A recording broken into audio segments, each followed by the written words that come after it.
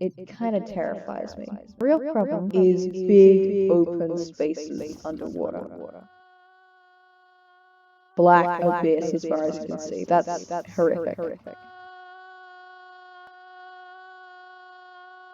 Hey all, it's me, the Pink Pajama, and today I am back in the Calamity mod to take down Golem. Now Golem, to those of you who played Terraria or have really heard of it at all, is known as the easiest boss in the game. So I'm going to be starting off this episode with that. Now I haven't actually visited the Lizard Temple even once or made an arena, but it's Golem. Okay, nobody needs an arena for Golem. Thank you. Oh, and this temple potion just took me straight to where I needed to go. That is impossibly convenient. Oh, and I got the lizard parcel. Okay, now it's time to fight Golem, so I'm gonna bang out a few more minions because I can. Put that there and then move out of the way. For poor Golem, who has already lost most of their health. Poor dear Golem. Like, especially because it's these mods just accept that it's, you know, impossible to lose Golem. Just teleports me straight to the temple. You know, to avoid any actual challenge surrounding Golem, which is the temple itself. I swear, this boss could be so cool if it were just a bit more difficult. In fact, the whole Lizard Temple gives more depth, I think. Real Logic, you listening? Oh, I got that pick saw, very good, I need that in 10 minutes. And I got the Eye of the Golem, which I'm sure could be used for something. Yeah, the Destroyer emblem.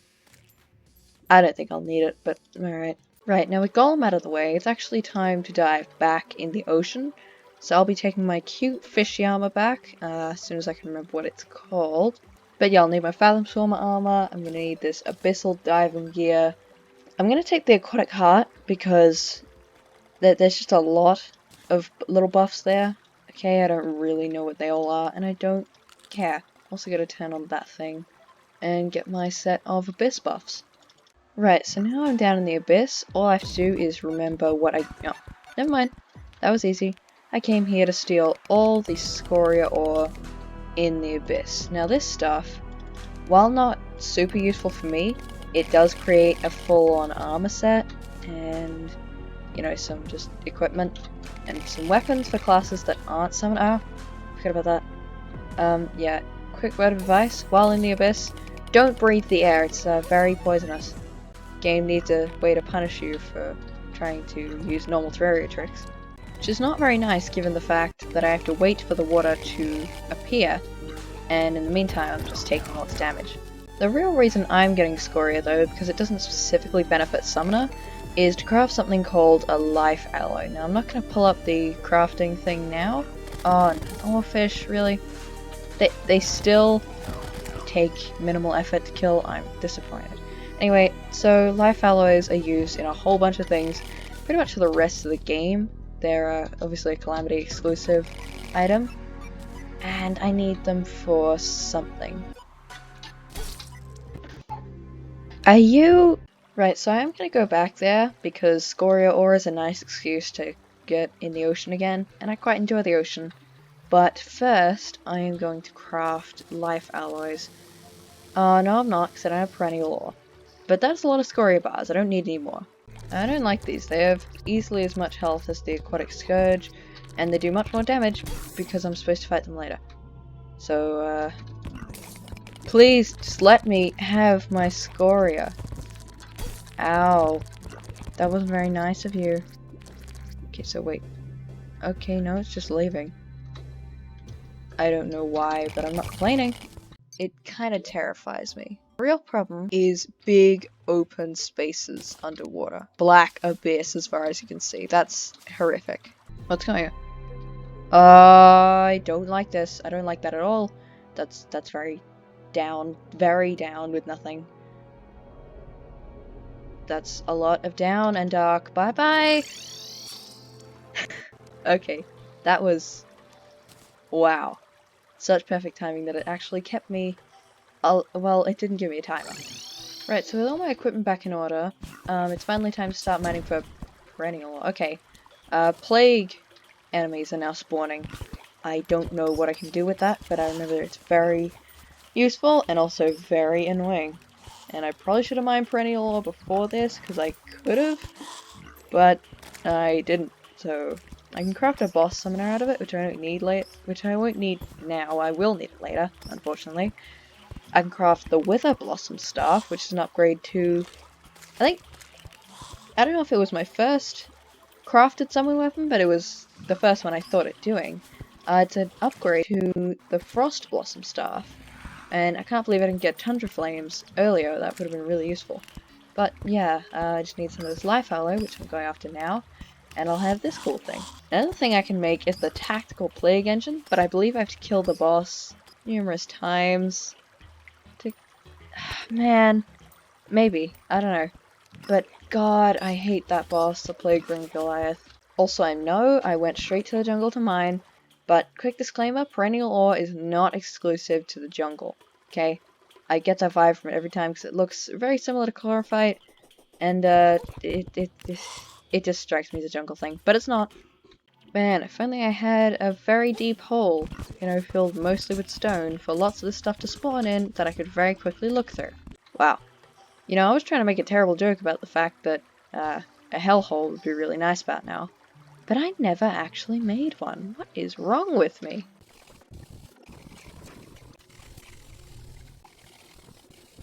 Right, so the hellhole is complete. Now I just have to actually search it. You'll notice that I already have a little bit of perennial ore in my hotbar. See, that's it there. It's rather pretty. That's because I got it from a perennial slime. Okay, they're useful little buggers who drop perennial ore. An armored digger. Oh! That's like a boss looking enemy. It's got the health bar for it, but it seems more dangerous than the earth elemental. Okay, this isn't good. Not good at all. I need somewhere suitable to fight. Oh, it's gonna go over again. Ow! How did I not defend against that? Thing's got a lot of health. I'm terrified. Okay. What the hell did I do? So with the perennial ore I already have, I'm gonna see how many life alloys I can make. Now it does cost some other materials and I have no idea what they are, but hopefully I should have some. Yeah, chronic bars are fine. Yep, okay, I can make an absurd amount of those. No problem. Right, so I'm gonna bang out 20, 30 of these, and then we'll see everything I can make with them. So I can craft, using these, Seraph Traces, which are post-Moonlord, okay. A Resurrection Butterfly, which I might be able to afford if it weren't for the Butterfly Dust and the Ectoplasm and everything else here. I can make the Star Tainted Generator, which I'm actually going to do now because that's a very useful accessory. And there's also now nothing stopping me from grinding out the Plague Cells and crafting a Wither Blossom Staff. And I can make Life Crystal Mark 4, because 2 was the fruit and 3rd was the other thing, and 4 is also fruit. I am short 1 living shard, 5 life fruit, and a whole ass mushroom. But I can make the Star Tainted Generator. Now what that does is it combines all these 3 great accessories, and although it doesn't give me all the minions that I get from the last ones, it's 1 accessory. Okay? And that's pretty good. 2 minions is much better than 1. Okay, so while I'm here, I'm actually going to kill Plantera, and then I'll do like an AFK farm. I remember when I failed at this boss so hard that I had to skip it for an entire episode. Okay, so Queen Bee Mark 1.5 is not very hard.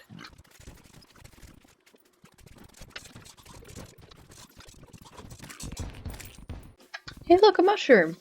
Okay, so that didn't end up being much of an AFK farm, but it was an extremely successful farm nonetheless. So I can probably craft, yeah, the miracle fruit, which is great because that's an extra 25 max life, and my heart's nice and green now, which is pretty cool. I will now AFK farm the dungeon for a little while, and it definitely will not turn into just a regular farm.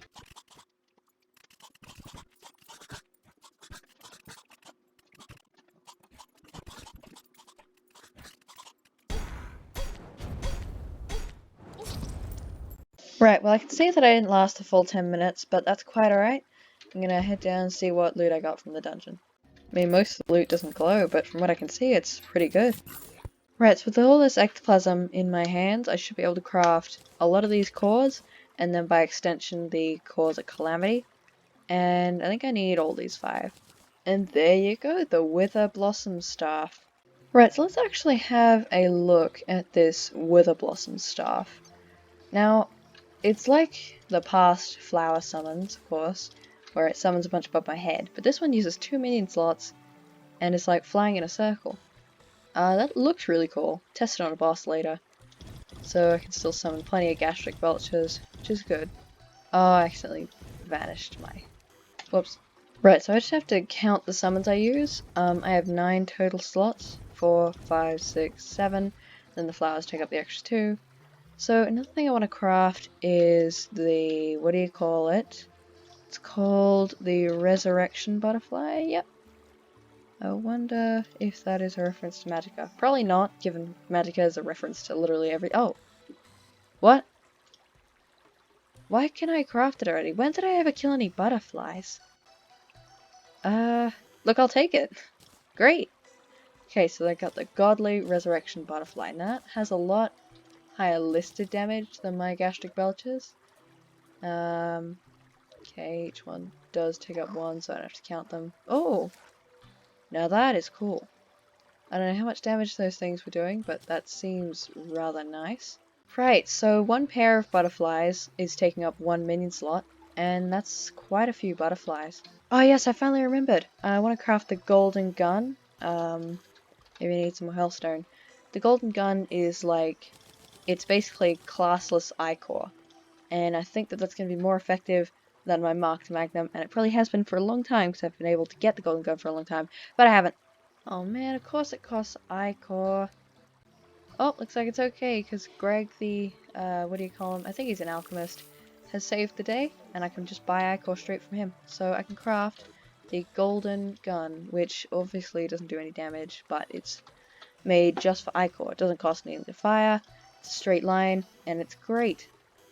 Right, so all these new summons need a test, and what better way to do it than to hit Ashtamorus again, the poor bastard. Guess I'll just jump right into it, and would you look at that? Yep, the ichor is definitely doing a great job. And they are taking out the boss remarkably fast. Now I can't actually remember if the Gastric Belcher does it quicker, and I'm not carrying the Gastric Belcher on me. Now these flowers might not be super effective if I were to add another 2 butterflies, which is actually 4, is the thing. So I might switch to that. However, obviously this benchmark against the Ashtamorus I've fought before isn't entirely, you know, accurate because I don't have buff potions like I would have, and I'm only 90% sure the ichor is more effective than the marked magnum. Right, so I did win, if only by a hair. My god, that's some low health. But I'm gonna keep using these, just I need a change, alright?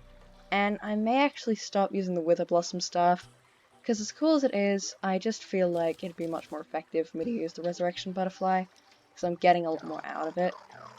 Yeah, 4 extra butterflies is pretty good. Alright, I think it's time to end the episode. That was pretty good, honestly. Like, I quite like all these butterflies.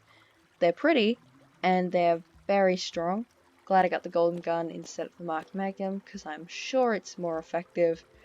And I already had the Borealis bomber. So in the next episode, I'll probably actually bother to take on the UFOs. Actually, never mind, I'm not guaranteeing that. And I'm also not going to do Betsy.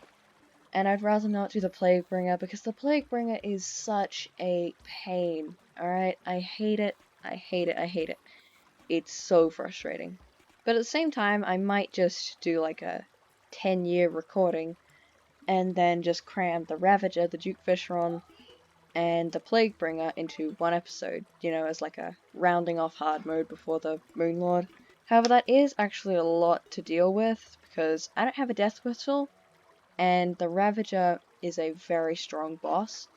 I don't have an Abomination, and the Plaguebringer Goliath is an extremely strong boss who I struggle to dodge.